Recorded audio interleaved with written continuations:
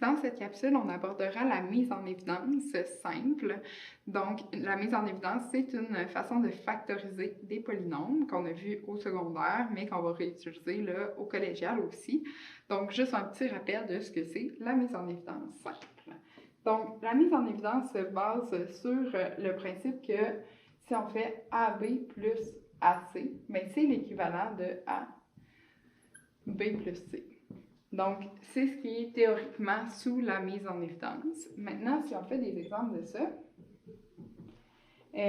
premier polynôme, si j'ai 2x carré moins 6x, je dois déterminer mon facteur A, donc mon facteur qui est commun dans mes deux monômes. Donc, si je regarde le premier, j'ai 2x carré moins 6x, je regarde mes coefficients.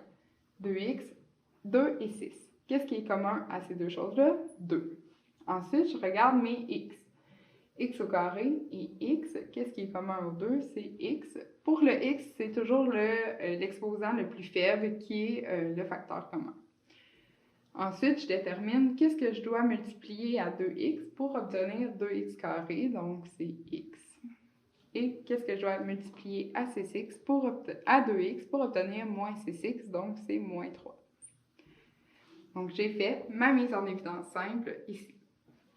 Deuxième exemple, j'ai 3u5 plus 12u3. Donc, je détermine dans mes coefficients, j'ai 3 et 12, donc c'est 3 mon facteur commun. Et dans mon u, j'ai u à la 5 et u à la 3, donc u à la 3 est mon facteur commun entre les deux. Pour obtenir u5, je dois multiplier par u2, parce que j'additionne mes exposants ici. Et pour obtenir 12, je fais x4. Et pour obtenir u3, je fais 1, donc x4. Donc, j'obtiens ça ici pour ma mise en évidence. Dernier exemple, j'ai 20x carré y plus 8x y carré. Donc, je commence encore par mes coefficients. J'ai 8 et j'ai 20. Ce qui est commun entre les deux, c'est 4. Ensuite, je regarde les x. J'ai x à la 2 et x, donc le plus petit exposant, c'est 1.